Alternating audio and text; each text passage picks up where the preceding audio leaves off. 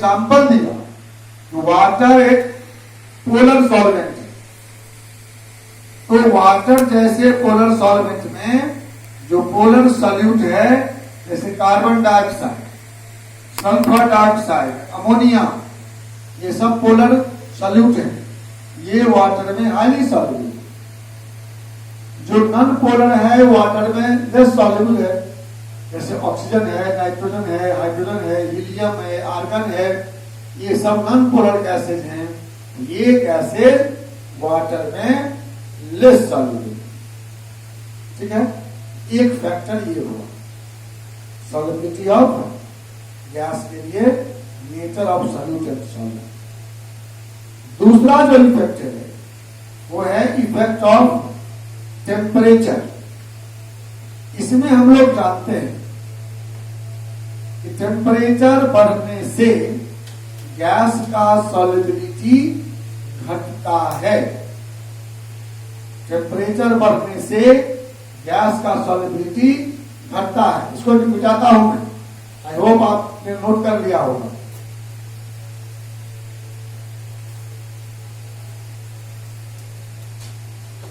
दूसरा फैक्टर है temperature.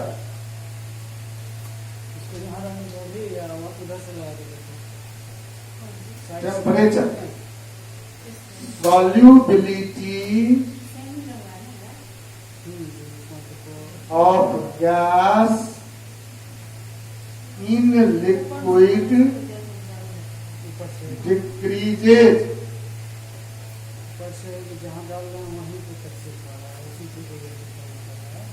with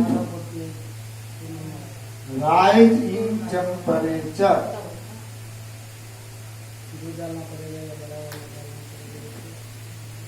Solubility of gas in liquid decreases with rise in temperature।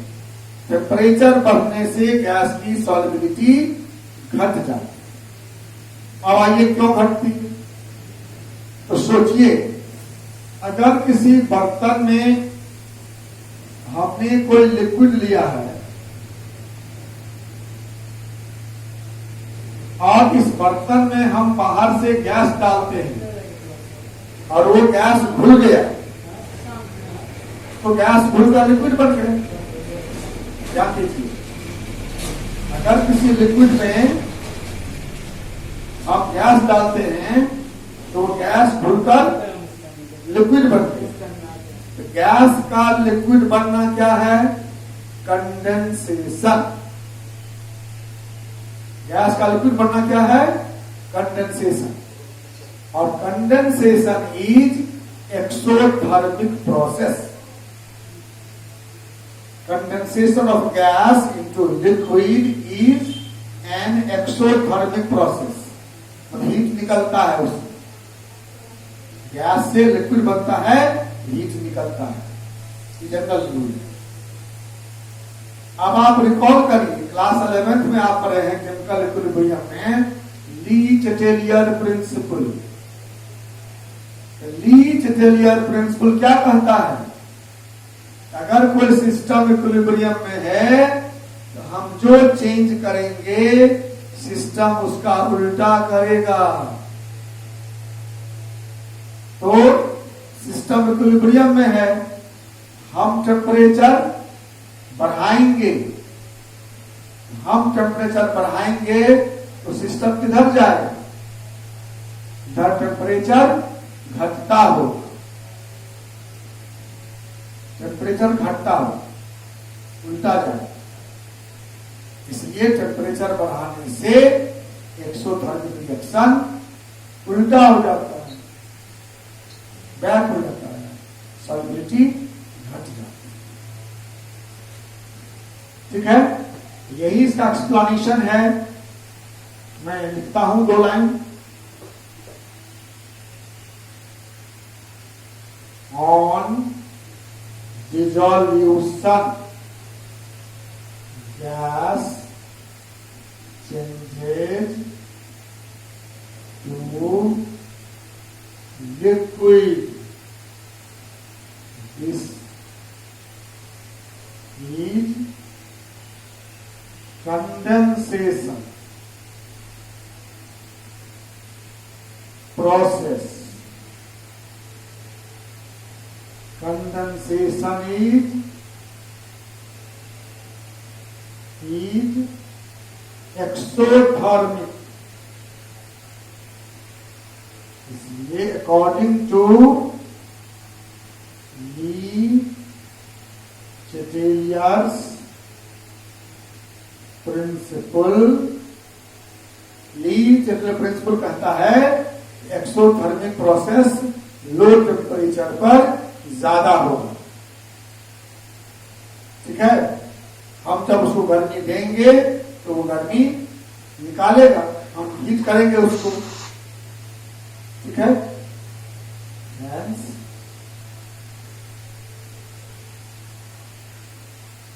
increase in temperature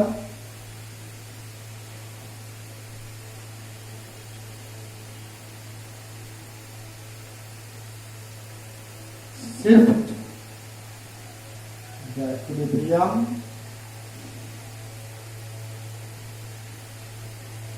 towards left.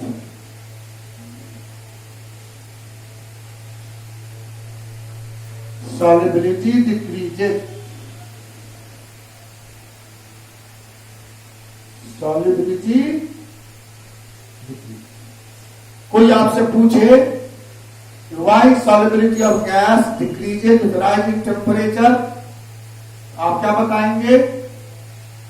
Solubility of gas is an exothermic process, hence according to Lee Chatelier principle, rising temperature shift the equilibrium towards left, मतलब जो gas खुला हुआ है वह भी back हो जाए।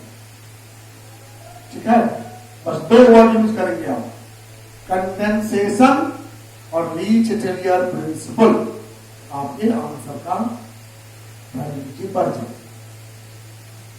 Dissolution of gas in liquid is an exothermic process, and according to Lee Chatelier principle, speed of exothermic process decreases with rising temperature. Clear? तो ये था इफेक्ट ऑफ टेम्परेचर, और इसका एग्जाम्पल है, पिछले क्लास में बात किए थे कि हमारे जो कोल्ड ड्रिंक्स हैं उसमें गैस खुला होता है, लो टेम्परेचर पर ज्यादा गैस खुला होता है। अगर हमारे सॉफ्ट ड्रिंक को गर्म कर दिए जाए तो जो उसमें खुला हुआ गैस है वो बाहर निकल जाएगा, उसका टेस्ट भी खराब हो जाएगा, और उसका जो यूज है, हम पीते हैं गैस डाइजेस्ट करने के लिए, वो भी नहीं। दूसरा, मैंने कहा था आपको कि जो नदियां हैं या जो तालाब हैं, छोटे छोटे जल स्रोत हैं, उसमें गर्मी के दिनों में जो जल जंतु हैं, जो मछलियां हैं, वो मर जाती हैं। कारण क्या है कि हाई टेम्परेचर पर डिजॉल्व ऑक्सीजन की मात्रा जल में कम होती है, उन प्लांट्स और एनिमल्स को एडिक्वेट अमाउंट में ऑक्सीजन नहीं मिलता है, और वो इन वांट ऑफ ऑक्सीजन, एनॉक्सिया कहते हैं उसको, एनॉक्सिया, वो मर जाते हैं। और कभी कभी देखते होंगे आप अपने गांव या शहरों में, किसी दिन ऐसा होता है, किसी नदी पोखरा, किसी तालाब किनारे से गुजरते हैं आप, तो महकता रहता है उसको, तो कहां से आता है?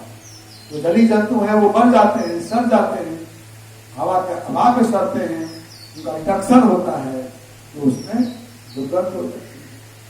ठीक है, ये दो बातें भी आप नोट करिए।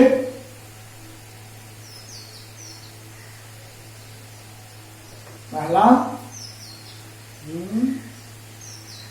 Soft drinks, CO2 gas is dissolved at low temperature, और दूसरा, in winter season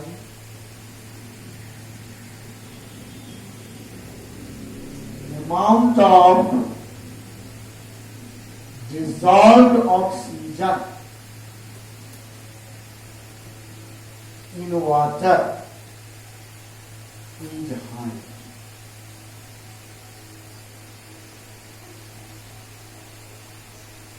Is higher.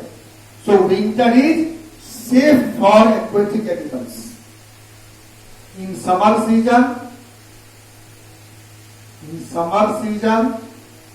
क्या होगा? Amount of oxygen in water is low. So aquatic animals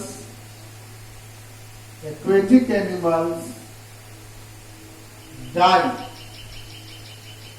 in want of oxygen. Oxygen के अभाव में जल जंतु मर जाते हैं. कब मर जाते हैं? समर सीजन में, गर्मी ऋतु में, ग्रीष्म ऋतु में. ठीक है, ये दो एग्जाम्पल आपके हुए इफेक्ट ऑफ टेम्परेचर का. और अब जो सबसे इंपॉर्टेंट है वो है इफेक्ट ऑफ प्रेशर, जिस पर आपको न्यूमेरिकल बनाना है. उधर हम चलते हैं. अभी तक कोई दिक्कत है, कोई क्वेश्चन मन में है तो पूछो. Any question to anyone? No. Good.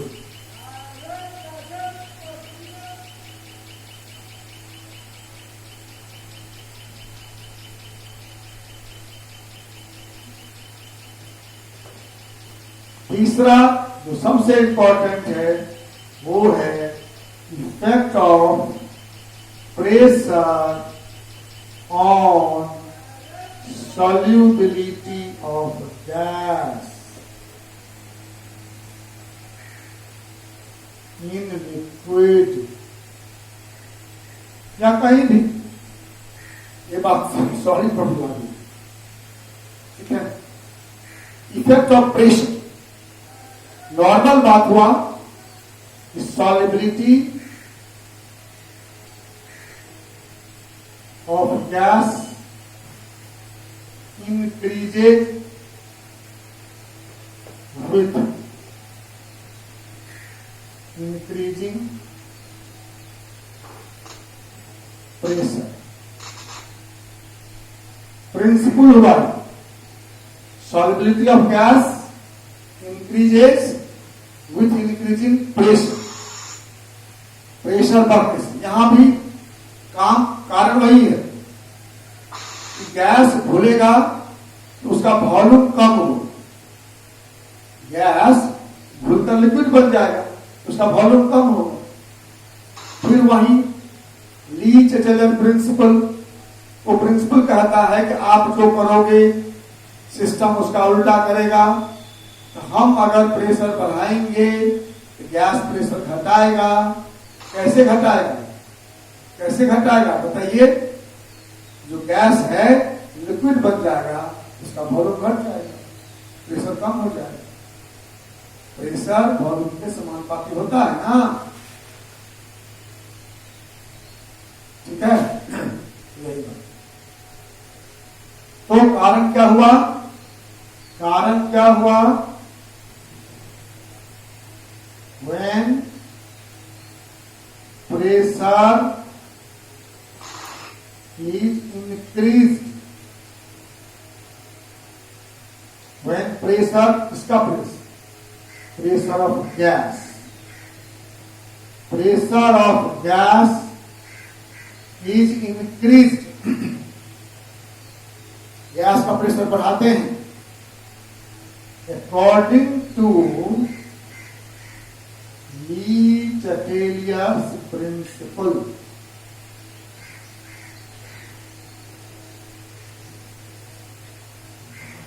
Lee Chatelier के प्रिंसिपल से क्या हो?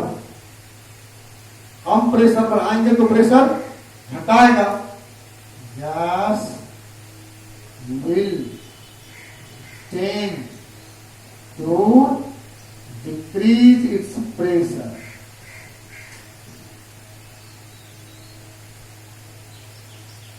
For that,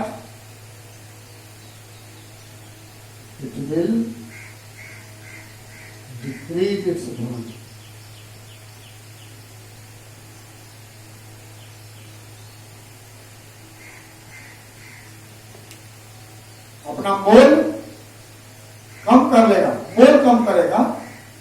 इसलिए मोल कैसे कम होगा, तो वो भूल जाएगा, अपना जो बाहर प्रेशर है उस मोल को कम करेगा और सॉल्यूशन में चला जाएगा। ठीक है, तो ये हुआ इफेक्ट ऑफ प्रेशर। हम प्रेशर बढ़ाएंगे तो प्रेशर कम करेगा, और प्रेशर कम करने के लिए वह अपना वॉल्यूम कम करेगा, नंबर ऑफ मोल कम करेगा गैस स्टेट में, और लिक्विड स्टेट में चला जाएगा। इसको हो सकता है क्लियर नहीं हुआ तो अच्छा सा it will decrease number of moles of gas, so it will go into solution. It will go into solution.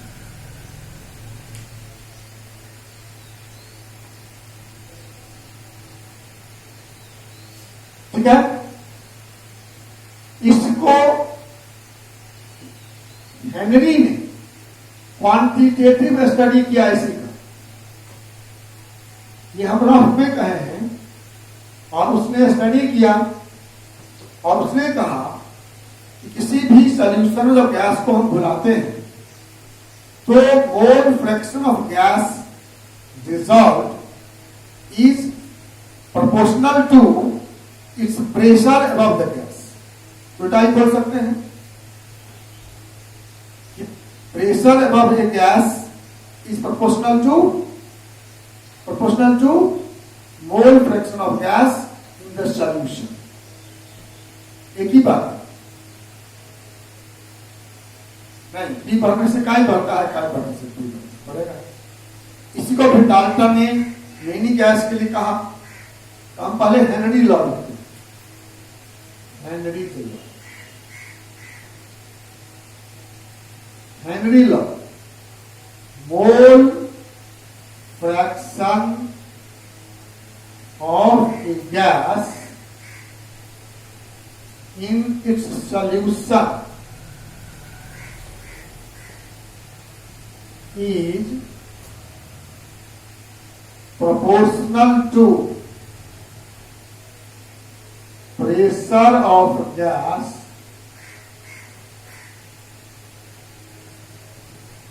above the solution।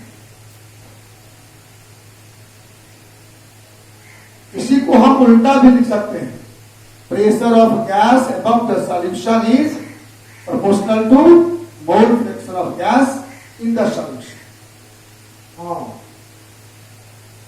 Pressure of gas above a solution is proportional to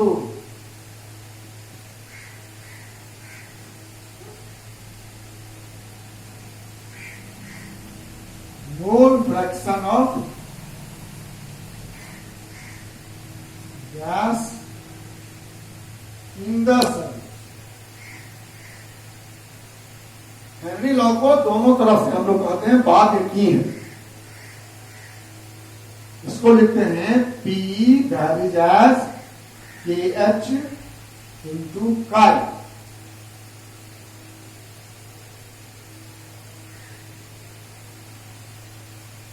P pressure of gas, KH is a constant, varies as, so P gas is equal to KH into chi gas, where KH is, KH क्या है, Henry law constant, P gas is equal to KH into A gas। यहाँ P gas क्या है, pressure of gas above the solution।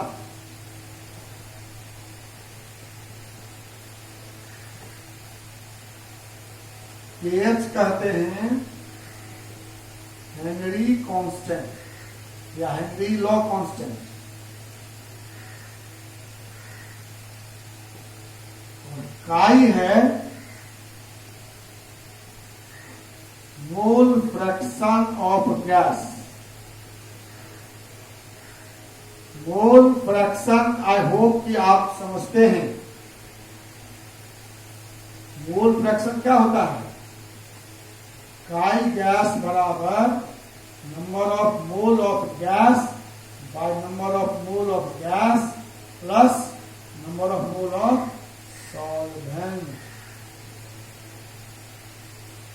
Mole fraction होता है mole ratio, mole of A component by total number of mole. इस पर आप लोग विकल्प बनाइए, ठीक है। KH कांस्टेंट है, that depends on nature of gas.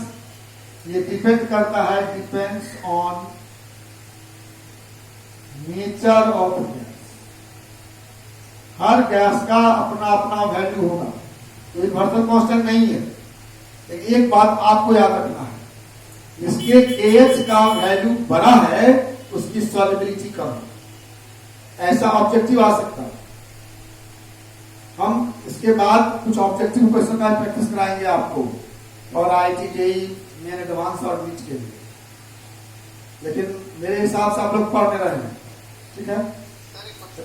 चलिए, तो एक लाइन लिख लो, क्या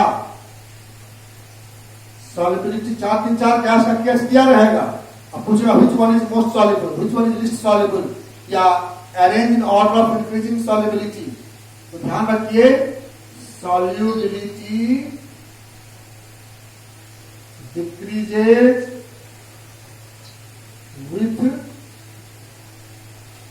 KH, with increasing KH value।